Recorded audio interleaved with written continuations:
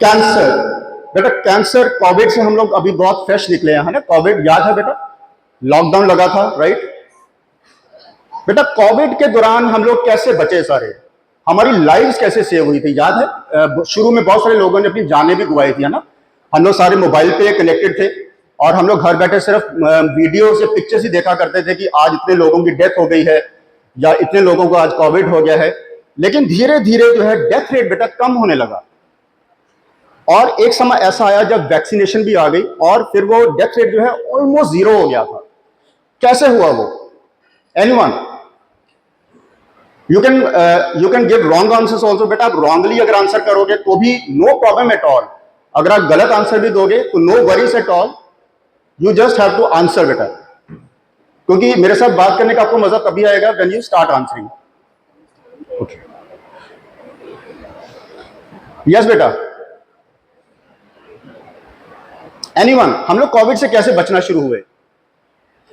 Yes बेटा, right. और हमें मास्क का किसने बताया? हमें कैसे पता चला कि मास्क पहनने से कोविड से बचा जा सकता है? यस यस, डॉक्टर्स ने हमें बताया, गवर्नमेंट ने हमें बताया कि मास्क पहनिए, सैनिटाइजर यूज करिए। और कोविड के उन्होंने हमें बताए सिम्टम्स कि अगर आपको कोई लक्षण ऐसे नजर आते हैं, अगर गला खराब हो गया, जुकाम हो गया, बुखार हो गया, सांस चढ़नी शुरू हो गई, ऑक्सीजन लेवल अगर आपको ड्रॉप होता है तो just go to the hospital and start the medication. फिर ऐसा समय भी आया जब हमें हॉस्पिटल जाने की जरूरत नहीं पड़ती थी। हम लोग डॉक्टर को फोन करते थे, सिम्टम बताते थे और डॉक्टर कहते थे हॉस्पिटल ना आए, ये कोर्स करना शुरू कर दें, राइट।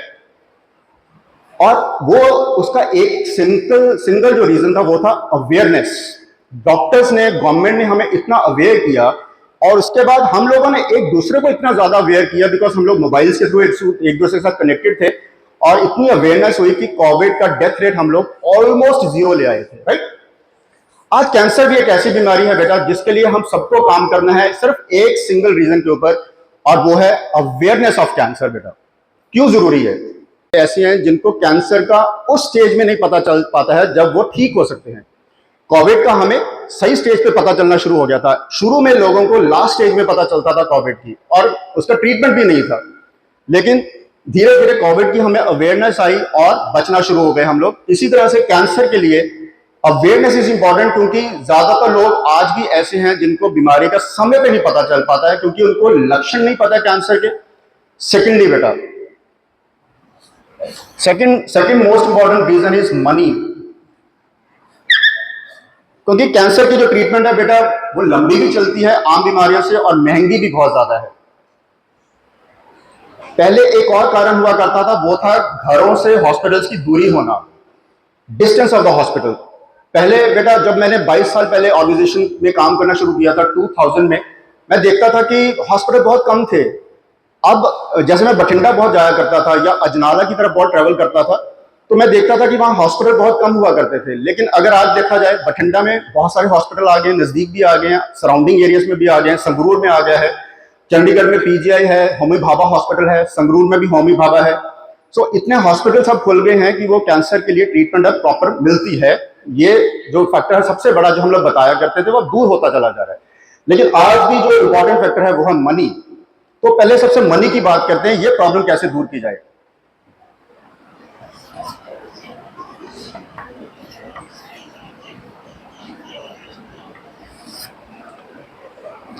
बेटा गवर्नमेंट स्कीम्स जानना बहुत जरूरी है। अब छोटे बच्चे या बड़े बच्चे हैं, जस्ट हमेशा याद रखिए कि अगर कोई कैंसर के लिए ट्रीटमेंट ले रहा है, सबसे पहले जानना बहुत जरूरी है कि बेटा कैंसर की ट्रीटमेंट ज्यादातर हॉस्पिटल्स में अवेलेबल है और अच्छी ट्रीटमेंट अवेलेबल है। अब वो समय नहीं है कि हम लोग कहा करते थे कि ट्रीटमेंट अच्छी नहीं मिलती है। Now treatment is much better now और सर्वाइवल रेट बहुत ज्यादा है अच्छा।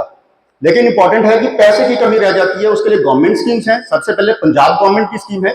पंजाब गवर्नमेंट जो है पेशेंट को जहां हॉस्पिटल में, जिस हॉस्पिटल में वो ट्रीटमेंट ले रहा है, फॉर एग्जांपल अगर कोई मोहनदाई हॉस्पिटल में ट्रीटमेंट ले रहे हैं या डीएमसी या सीएमसी में ले रहे हैं, तो पंजाब गवर्नमेंट डायरेक्टली 1.5 लाख तक का ट्रीटमेंट जो है हॉस्पिटल को पे करती है। फॉर एग्जांपल अगर पेशेंट ए है कोई या मोहन पेशेंट है, वो गया है हॉस्पिटल, तो डॉक्टर बताते हैं कि आपके ट्रीटमेंट का करीबन 1 लाख खर्चा आएगा। तो एक फॉर्म फिल किया जाता है और वो फॉर्म फिल करके जो है सिविल हॉस्पिटल में जाता है, वहां से गवर्नमेंट ऑफ पंजाब के पास जाता है और with in a months time 1.5 lakh, अगर 1 लाख तक की जरूरत है तो डायरेक्टली जो गवर्नमेंट है वो हॉस्पिटल में पे करना शुरू कर देती है, पेशेंट को नहीं मिलता है ये। और अगर 1.5 लाख तक की जरूरत है तो वो 1.5 लाख भी जो है पेशेंट को, जो जिस हॉस्पिटल में पेशेंट ट्रीटमेंट ले रहा है वो गवर्नमेंट डायरेक्टली देती है, चाहे वो 50 हो, लाख हो, 1.5 लाख हो, जितना भी अमाउंट है गवर्नमेंट पे करती है। इसी तरह से सेंट्रल गवर्नमेंट की स्कीम आ जाती है, जिसे हम आरोग्य निधि के अंडर वो स्कीम है, राष्ट्रीय आरोग्य निधि, RAN कहते हैं।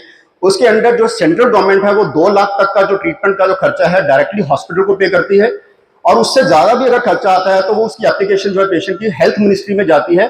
20 लाख तक का भी जो है हेल्थ मिनिस्ट्री जो है पेशेंट को पैसा देती है, मतलब हॉस्पिटल को पैसा देती है। इसमें कोई भी बीमारी आ सकती है, एनी ट्रीटमेंट।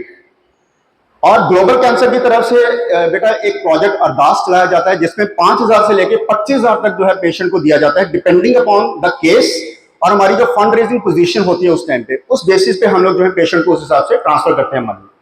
ये हम लोग ऑनलाइन भी ट्रांसफर कर देते हैं, बाय चेक भी पे करते हैं, जिस तरह से भी पेशेंट को जरूरत है वो इसको किसी भी फॉर्म में यूज कर सकते हैं, चाहे अपनी ट्रीटमेंट के लिए, अपनी डाइट के लिए, चाहे अपने बच्चे के एजुकेशन के लिए, या अगर ट्रीटमेंट पूरी हो गई है तो बाद में अगर छोटा मोटा कोई बिजनेस शुरू करता है तो उसमें भी वो यूज कर सकते हैं, हमें कोई एतराज नहीं होता। ये डायरेक्ट पेशेंट के पास आता है। Right, you got my point?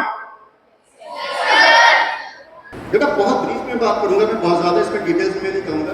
Symptoms, symptoms का मतलब है बेटा लक्षण, या लक्षण पंजाबी में जिसको कहते हैं। सिम्टम्स क्या होता है बेटा? सिम्टम्स, यस बेटा, सिम्टम्स, सिम्टम्स, सिम्टम्स का मतलब क्या होता है? एनीवन बेटा, एनीवन, यस बेटा।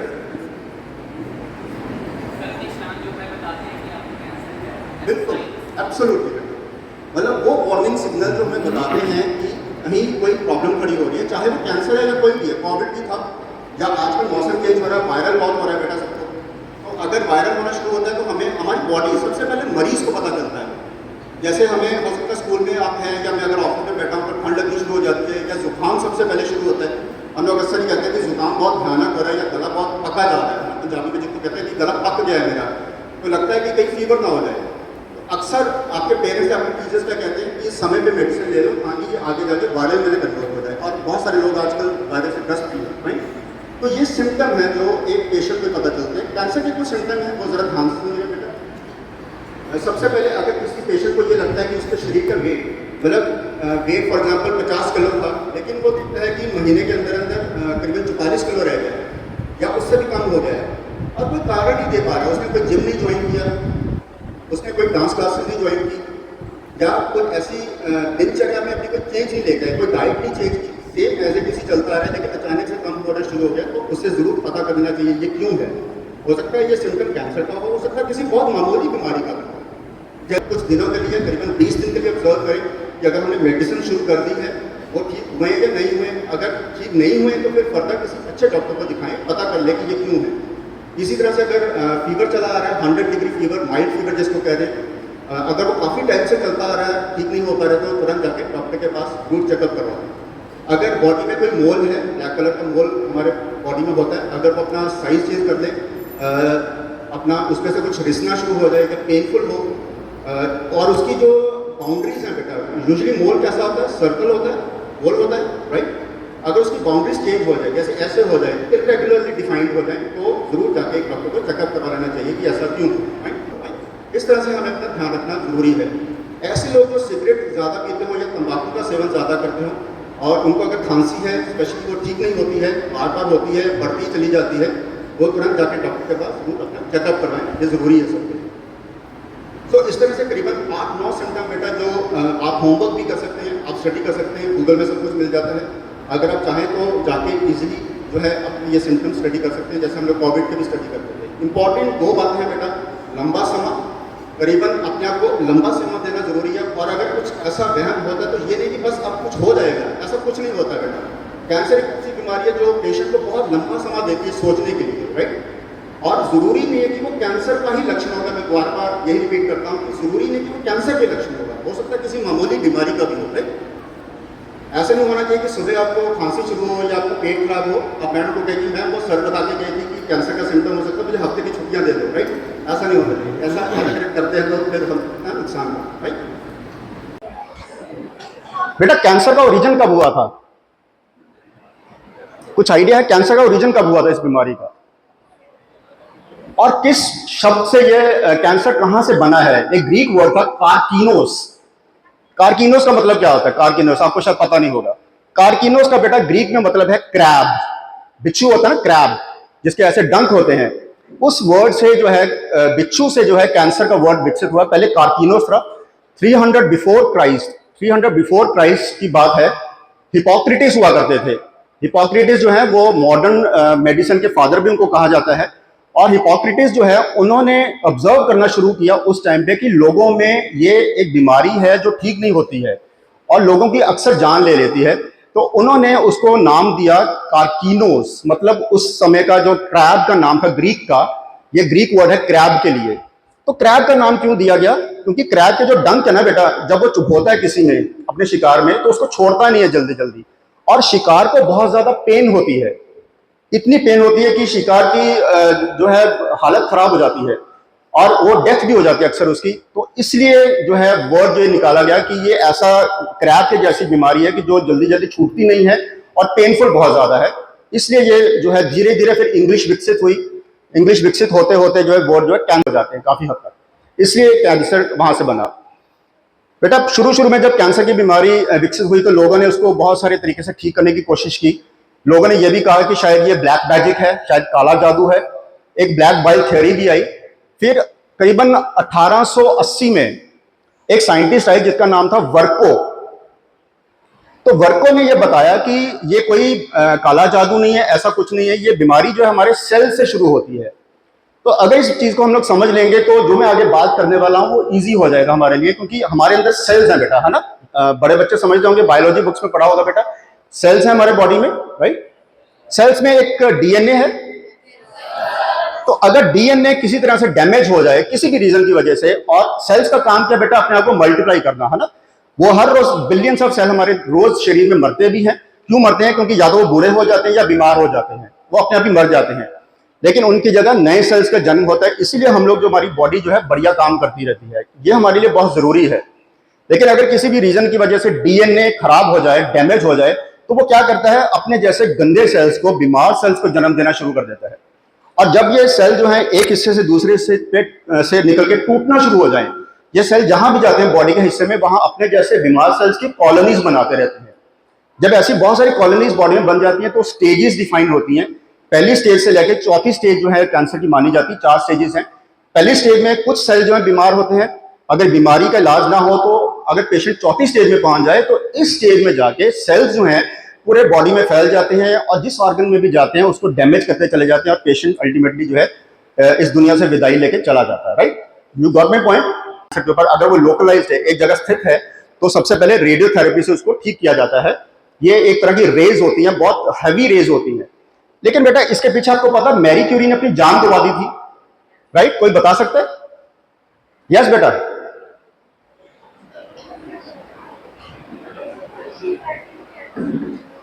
या करेक्ट बेटा, मैरी क्यूरी ने, क्योंकि वो सारा दिन रेडियो एक्टिव मटीरियल में, सारा दिन लैब में रेडियो एक्टिव मटीरियल के साथ वो एक्सपेरिमेंट करती थी, अपनी डायरी में लिखती रहती थी सारा दिन कि मैंने क्या नई चीज जो है इन्वेंशन की उसकी।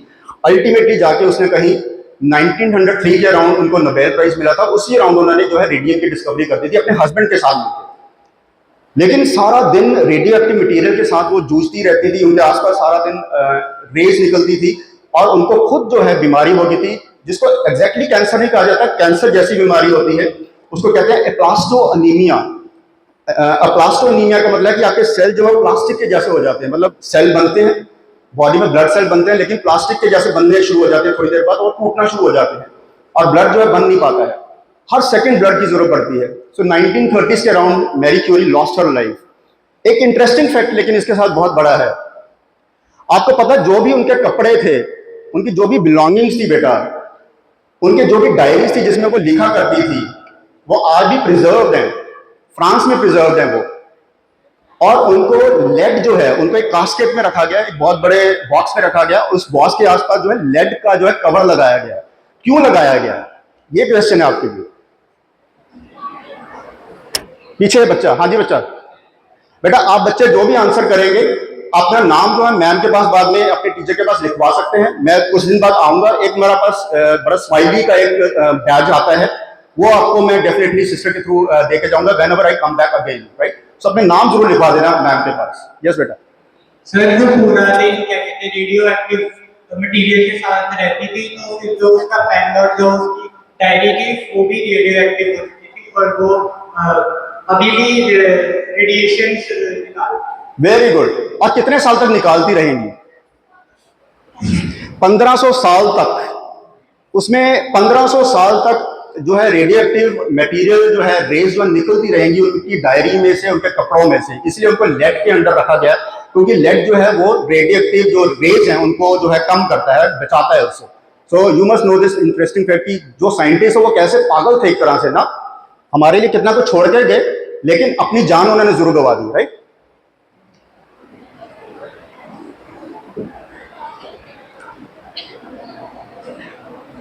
सो बेटा, अगर किसी को कैंसर जैसी बीमारी होती है तो एक तो रेडियोथेरेपी के थ्रू ठीक किया जाता है, फिर कीमोथेरेपी। एक कीमोथेरेपी एक मेडिसिन है जिसके थ्रू ठीक किया जाता है। ये बहुत बड़ी विकसित है, इसमें बहुत सारी प्रोग्रेस हो चुकी है। इसको मैजिक बुलेट भी कहा जाता है। और सर्जरी जो है, सर्जरी के थ्रू भी पेशेंट को ट्रीट किया जाता है। आज इम्यूनोथेरेपी आ गई है, बहुत सारी थेरेपीज आ गई हैं जो बहुत कारगर हैं, राइट। सो इंपॉर्टेंट जो है हम लोग शिफ्ट करते हैं कुछ समय, मैं 15 मिनट और लूंगा बेटा। और सबसे इंपॉर्टेंट चीज आज हमारे लिए जो है वो है क्या कैंसर से बचा जा सकता है। और इसका जो आंसर है बेटा,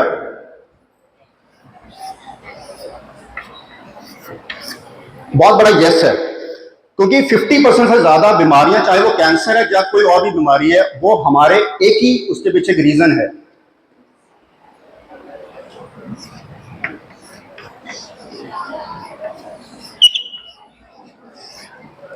कोई डिफाइन कर सकता है बेटा ये क्या है? Lifestyle. Yes.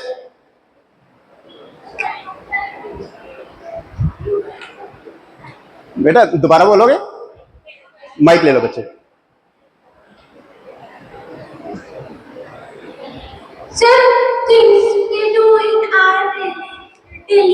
Great great wonderful. बेटा हम लोग अपना बचपन से लेके जो है, जैसे मैं अब 50 इयर्स का हूं, तो 1 साल से लेके 50 साल तक, 50 सालों में मेरा एक लाइफस्टाइल बन गया है, राइट। मुझे क्या खाना अच्छा लगता है, क्या पहनना अच्छा लगता है, क्या पीना अच्छा लगता है, अगर मैं मोबाइल या टीवी देख रहा हूं तो मुझे क्या देखना अच्छा लगता है। ये लाइफस्टाइल होता है हमारा, how we learn to live our life. और हमारे लाइफस्टाइल में सबसे ज्यादा प्रॉब्लम खड़ी होती है, करेक्ट। मुझे एडिक्शन किस चीज की है? मुझे ब्लू कलर की बहुत एडिक्शन है। मुझे ब्लू कलर पहनना होता है हमेशा, है ना। अगर आप मुझे कभी भी स्कूल में देखोगे तो मैं ब्लू ट्राउजर में दिखूंगा आपको। मुझे इसकी एडिक्शन है कलर की, राइट। मुझे खाने की, आपको खाने की एडिक्शन कुछ और होगी, दैट इज फाइन। बहुत सारी एडिक्शन अच्छी भी हैं और बहुत सारी एडिक्शन बुरी भी हैं।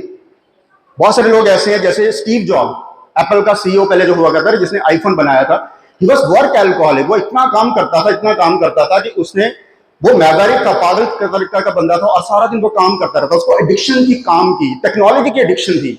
उसको था कि मैं लोगों के हाथ में बेस्ट टेक्नोलॉजी दूं और ऐसी टेक्नोलॉजी दूं जो बहुत सिंपल हो, लोग जल्दी समझ सके उसको, इसलिए आईफोन बना। और वो प्रोडक्टिव थी, अच्छी थी वो। मेरी स्टीव जॉब के लिए नेगेटिव हो, लेकिन लोगों के लिए बहुत अच्छी दिखी। लेकिन कुछ एडिक्शन ऐसी है बेटा जो नॉन प्रोडक्टिव हैं या अनहेल्थी हैं। मैं आज उनकी बात करता हूं। कौन कौन सी एडिक्शन है बेटा जो आपको लगता है कि नॉन प्रोडक्टिव है, जो अनहेल्थी है हमारे लिए, जो हार्मफुल है? यस, बहुत सारे बच्चे होंगे जो जानते हैं। यस बेटा। Yes, cigarette and tobacco. मेरा काम आसान हो गया बहुत सारा। यस बच्चे। एडिक्शन ऑफ गेम्स, बिल्कुल। यस बेटा। अल्कोहल, बिल्कुल। हाँ जी बच्चे। एक्सेसिव यूज ऑफ ड्रग्स बहुत बड़ा रीजन है बेटा। हाँ जी बेटा, इस तरफ से कोई? यस बेटा। वाइन, बिल्कुल। Anyone else? यस बिल्कुल बेटा। Junk food. हाँ जी बेटा, पीछे से। यस बेटा। यूज ऑफ मोबाइल, इसी के ऊपर आज जरूरी बात करना है, यूज ऑफ मोबाइल। पीछे से बेटा कोई आंसर देना चाहेगा? वो पीछे से बच्चा। यस बेटा। पार्डन? चॉकलेट्स, कोल्ड ड्रिंक्स, बिल्कुल फास्ट फूड के अंदर आता है। यस बेटा, यहां देखिए जरा, आप ही ने जो आंसर दिया, आई एम राइटिंग है।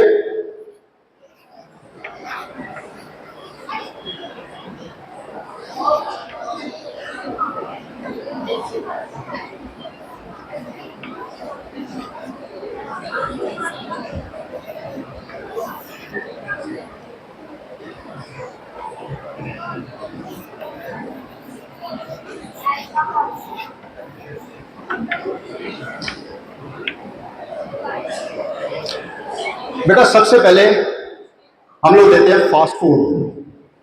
आजकल एक टर्म यूज की जाती है बेटा, अखबारों में अक्सर आता है, वो है यूपीएफ, अल्ट्रा प्रोसेस्ड फूड। क्या मीनिंग अल्ट्रा प्रोसेस्ड फूड का? एक है प्रोसेस्ड फूड बेटा और एक है अल्ट्रा प्रोसेस्ड। मैं आपको बता देता हूं। प्रोसेस्ड फूड बेटा क्या होता है कि हमारे घरों में जो हम लोग खाना पकाते हैं, राइट। एक होता है अनप्रोसेस्ड फूड, मतलब हमने वेजिटेबल खरीदे, फ्रूट्स खरीदे, या घर में ड्राई फ्रूट पड़ा है उसको खाया, वो अनप्रोसेस्ड है, उसमें कुछ मिक्सचर नहीं है, राइट, वो रॉ फॉर्म में है, दैट इज अनप्रोसेस्ड। एक है प्रोसेस्ड फूड, हमने किचन में, आपके मम्मा या आपके सिस्टर्स या आपके पापा शायद अगर कुकिंग करते हैं तो वो खाना बनाते हैं, सब्जी बना दी, रोटी बना दी, तो जो जैसे फॉर एग्जांपल आलू की सब्जी है, तो आलू जो रॉ फॉर्म में है वो खाया नहीं जाता है, लेकिन सब्जी के फॉर्म में हम लोग खा लेते हैं, और वो अपनी जो उसकी ओरिजिनल फॉर्म है वो काफी हद तक उसमें रिटेन रहती है ना। आलू हमें साफ साफ दिखता है उसमें। या घर में पिकल्स बना लिया, अचार बना लिया, जैम बना लिया, तो ये सारे प्रोसेस्ड फूड हैं जो घर पे ही हम लोग बना सकते हैं। और इसमें जितने भी इंग्रेडिएंट्स पड़ते हैं बेटा, जितने भी इंग्रेडिएंट्स पड़ते हैं, मीठा हो गया, सॉल्ट हो गया, कुछ भी हुआ, वो हमारे घर में मिल जाते हैं किचन की शेल्फ के ऊपर। अब है अल्ट्रा प्रोसेस्ड फूड, ऐसे फूड जो हमारे घर में नहीं बनाते हम लोग, लेकिन इंडस्ट्री में बनते हैं जाके। जैसे आलू की बात करते हैं, आलू लिया, आलू से बन गए चिप्स, घर पे भी बनते हैं लेकिन इंडस्ट्री में भी बनते हैं। इंडस्ट्री और घर में क्या फर्क है? वो एक तो उसमें प्रिजर्वेटिव होता है, राइट, फ्लेवर्स डाले जाते हैं, उसका टेक्सचर चेंज कर दिया जाता है ताकि वो खाने में बढ़िया लगे, हमें अच्छा लगे खाने में। हाँ, तो वो क्योंकि आलू की ओरिजिनल फॉर्म नहीं रह गई है, वो सिर्फ एक जो है चिप्स नाम का आलू रह गया, लेकिन उसमें प्रॉब्लम है जो इंग्रेडिएंट्स पड़ते हैं। सबसे बड़ी प्रॉब्लम उनकी है, वो इंग्रेडिएंट्स क्या है? हाई सॉल्ट, जिसकी हमें इतनी जरूरत नहीं होती है, हाई शुगर। अगर किसी ने पढ़ना हो तो पढ़ सकता है, किसी लेबल के ऊपर सुक्रोज, फ्रक्टोज, ये सब लिखा होता है उसमें, तो ये इंग्रेडिएंट्स हैं जो हाई शुगर है, हाई सॉल्ट है, प्रिजर्वेटिव डाल दिए जाते हैं, इमल्सिफायर डाल जाते हैं, राइट, और उनको हाई फ्लेम के ऊपर कुक करके, पैक करके हमारे सामने रख दिया जाता है ताकि वो अच्छे लगे और डेफिनेटली टेस्टी भी होते हैं। लेकिन मैं बात कर रहा हूँ एडिक्शन की बेटा। अगर हमें हर रोज एडिक्शन हो गई है कि आज चिप्स ले लें, आज नूडल्स खा लेते हैं, आज बर्गर खा लेते हैं, साथ में कोला पी लेते हैं, चलो एनर्जी ड्रिंक पी लेते हैं, then we are doing harm to us, क्योंकि this addiction is bad for us. क्योंकि इस एडिक्शन में, इस जंक फूड में, जंक फूड का मीनिंग जंक है बेटा, जंक, जिसकी कोई वैल्यू नहीं है हमारी लाइफ में। ऑन द कॉन्ट्ररी, उससे होता है सबसे ज्यादा हाई बीपी की प्रॉब्लम, डायबिटीज की प्रॉब्लम बहुत ज्यादा है, और कैंसर जैसी प्रॉब्लम बहुत ज्यादा है, और सबसे बड़ी बेटा मेंटल हेल्थ, दिमाग के ऊपर असर बहुत पड़ता है। क्योंकि होता क्या है कि ये जंक फूड जैसे चिप्स खा लिए बहुत ज्यादा तो प्रेशर पड़ता है, एसिडिक होते हैं बहुत ज्यादा, एसिडिक अगर होते हैं तो it puts pressure on us also and on brain also. इस तरह से ये जंक फूड जो हमारे लिए हानिकारक है। तो 1980s के दौरान ये जो है जंक फूड जो है प्रचलित होना शुरू हुआ था, जब इंडस्ट्रियलाइजेशन हुई थी बेटा। लोग जो गांव से उठ के शहरों में आना शुरू हुए, काम करना शुरू किया। एक तो जंक फूड चीप है, सस्ता है बहुत, और खाने में भी अच्छा लगता है और इजीली अवेलेबल भी है। लेकिन अमेरिका जैसे, हम लोग सिर्फ एक जो बात मैं कहना चाहता हूँ वो ये है कि इंडिया को हम लोग अमेरिका के फॉर्म में कन्वर्ट नहीं करना चाहते हैं, बिकॉज अमेरिका आज कंसर्न सिर्फ एक ही चीज के लिए है, वो है फास्ट फूड की एडिक्शन। हम उनके देश में, रोमानिया जो है कंट्री है, वहां 10% लोग फास्ट फूड खाते हैं, लेकिन अमेरिका या यूके में 50% पॉपुलेशन जो है वो फास्ट फूड खाती है। इसीलिए सबसे ज्यादा ओबीस है, मोटापा सबसे ज्यादा उनमें है, राइट, फैट्स बहुत ज्यादा अनवांटेड फैट्स हैं, और सबसे ज्यादा बीमारियां भी हैं। सो हुआ क्या कि इंडिया में 2022 में बेटा हमने $30 बिलियन खर्च किए थे ऑन आउटसाइड फूड, और उससे जो बीमारियां हुई, दे वर 100 टाइम्स मोर कॉस्टलियर उनको साथ लड़ने के लिए। आई नो आपको शायद ये बात अच्छी नहीं लग रही होगी, बिकॉज आई नो हम लोग सभी फास्ट फूड खाने के बहुत शौकीन हैं, लेकिन अगर हमें एडिक्शन होने लगी है, अगर हम लोग हर रोज मांगने लगे हैं, तो हम लोग इमीडिएटली अपने आप को चेक किया करें और अपने मन को ये बताया करें कि ये जंक है। इसका रीजन बहुत बड़ा ये है कि आज गैस्ट्रोएंटरोलॉजी, जो पेट की बीमारी के डॉक्टर है बेटा, उनका बिजनेस बहुत ज्यादा चलता है आजकल। उनके हॉस्पिटल में सबसे ज्यादा बड़ी लाइनें हैं, क्यों? क्योंकि पेट की प्रॉब्लम ज्यादा है, हम लोग बाहर ज्यादा खाने लगे हैं, फास्ट फूड ज्यादा लेने लगे हैं।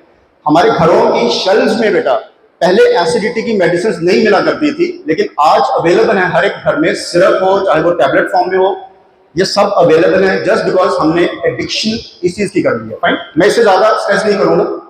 सेकेंडली बेटा, एनर्जी ड्रिंक्स। एनर्जी ड्रिंक्स जो है बेटा इंडियन गवर्नमेंट की तरफ से बैंड है अब। उन्होंने जो रेड बुल या जो भी आया करती थी उनको बैन किया, क्योंकि उसमें शुगर कंटेंट इतना ज्यादा था कि बच्चों में बहुत सारी बीमारियां होने लगी, इंडियन बच्चों में। इसके बाद आ जाता है बेटा ड्रग्स। ड्रग्स में आ जाता है अल्कोहल या सिगरेट। सिर्फ एक सिगरेट की बात करता हूं मैं। एक सिगरेट की जो पेंसिल बेटा जो लोग पीते हैं, जो जलाते हैं, उसमें कितने केमिकल्स होते हैं? Any idea? यस बेटा, more than 100, right right, yes बेटा, मोर देन 100। ये 600 केमिकल्स है एक सिगरेट में बेटा, 600 केमिकल्स। अब प्रॉब्लम ये है बेटा कि मैं सिर्फ 4 केमिकल गिनाता हूं। एक केमिकल ऐसा भी है जो ये जो पेंट हो रखा है, इसको बनाने के लिए जो केमिकल है वो पड़ता है सिगरेट में। हमारे घर में इन्वर्टर बैटरीज हम लोग यूज करते हैं, उसमें कैडमियम या लेड मिलता है। कैडमियम और लेड बहुत खतरनाक एक हैवी मेटल है। यही जो कैडमियम और लेड जो सिगरेट में भी डाला जाता है, राइट। घर में आपके मम्मा या आपके सिस्टर्स, आप भी शायद बच्चे नेल पॉलिश रिमूव करने के लिए एक केमिकल यूज करते होंगे। It is not harmful, but वो केमिकल अगर खा लिया जाए देन इट इज हार्मफुल। वही सिगरेट में भी पाउडर फॉर्म में डाला जाता है, राइट। सो इस तरह से करीबन 600 से ज्यादा केमिकल जो है सिगरेट में डाल दिए जाते हैं, और उसमें बहुत सारे फ्लेवर मिक्स किए जाते हैं ताकि जो निकोटिन है, जो मेन पदार्थ है टबैको का, उसको बढ़िया लगे लोगों को पीने में, वो बुरा ना लगे। तो यही एक बहुत बड़ा कारण है जिसकी वजह से बहुत सारी बीमारियां होती हैं। कैंसर जैसी बीमारियां जो है वो डेफिनेटली इससे होती है। मैं खत्म करता हूं। जापान जो है बेटा, उनके बच्चे जो है सबसे ज्यादा हेल्थीएस्ट है वर्ल्ड में। क्यों? क्योंकि जापान में एक टर्म है, मैं शायद गलत प्रोनाउंस करूंगा, शोकु इकू। आप पढ़ के देखना कभी इंटरनेट पे, शोकु इकू समथिंग ऐसा कोई टर्म है, मतलब educate yourself for the food. तो जापानीज जो तरीका है खाने का, वो आप गूगल करके जरूर पढ़िएगा। इट्स वेरी इंटरेस्टिंग, एक्चुअली बहुत इंटरेस्टिंग है। उसमें कहा जाता है कि सुबह का ब्रेकफास्ट कभी स्किप नहीं करना चाहिए, क्योंकि ब्रेकफास्ट हैवी भी होना चाहिए, क्योंकि वो सारा पदार्थ जो आपको चाहिए दिन में काम करने के लिए ब्रेकफास्ट में होना बहुत जरूरी है, राइट। और इकट्ठे खाना खाइए। सो ऐसे बहुत सारे तरीके से उन्होंने बताया, और फास्ट फूड की डिपेंडेंस उन्होंने जो है कम करवाई अपने देश में, और इसकी वजह से जापान के जो बच्चे हैं वो हेल्थीएस्ट बने वर्ल्ड में से। सो हम भी अगर उसी चीज को फॉलो करें तो बिलीव मी, कैंसर जैसी बीमारियां जो है इंडिया में से हमेशा के लिए खत्म हो जाएंगी। फाइन। लेकिन आपके लिए एक मैसेज है बेटा, सीनियर बच्चे स्पेशली, आप लोग जिम कल्चर आज बहुत चला है, हर जगह जिम्स हैं, लेकिन आज मैं देखता हूं कि बच्चों की बॉडीज जो है हमारी जनरेशन से ज्यादा बेटर है। You are more muscular than us. Why? Because you love gymming, आप जिम जाते हैं, है ना। लेकिन उसके साथ एक जो सबसे बड़ा प्रॉब्लम है एडिक्शन का, वो है सप्लीमेंट्स का। अनवांटेड सप्लीमेंट्स बेटा, हम लोग कई बार देख लेते हैं, दूसरा कह लेता है कि मैंने तो बॉडी बहुत जल्दी बना ली, तू भी बना ले, मैंने 3 महीने में बना ली, तू भी बना ले जल्दी, है ना। हम लोग वेट नहीं करना चाहते, और हम लोग क्या करते हैं कि अनवांटेड सप्लीमेंट बिना पूछे डॉक्टर के सप्लीमेंट्स लेना शुरू कर देते हैं। सो अवॉइड दोस। अगर लेना चाहते हैं बहुत अच्छी बात है, अच्छे डॉक्टर को पूछ के टेस्ट करवा के बेटा क्या बॉडी को जरूरत है, only then consume supplements, otherwise don't consume supplements अगर जरूरत नहीं है बॉडी को। क्योंकि ओवर सप्लीमेंट जैसे प्रोटीन्स हैं ऐसे, या कैल्शियम है, अगर इनको ओवर खा लिया जाए तो ये किडनी के ऊपर असर बहुत ज्यादा डालती है, और इसलिए यंग बच्चे जो हैं उनमें सडन डेथ्स होने लगी हैं, या किडनी के ऊपर असर ज्यादा पड़ने लगा है। So go to gym, definitely go to gym, but take supplement only if required. That's the best message which you can take away from for home today. Thank you so much beta.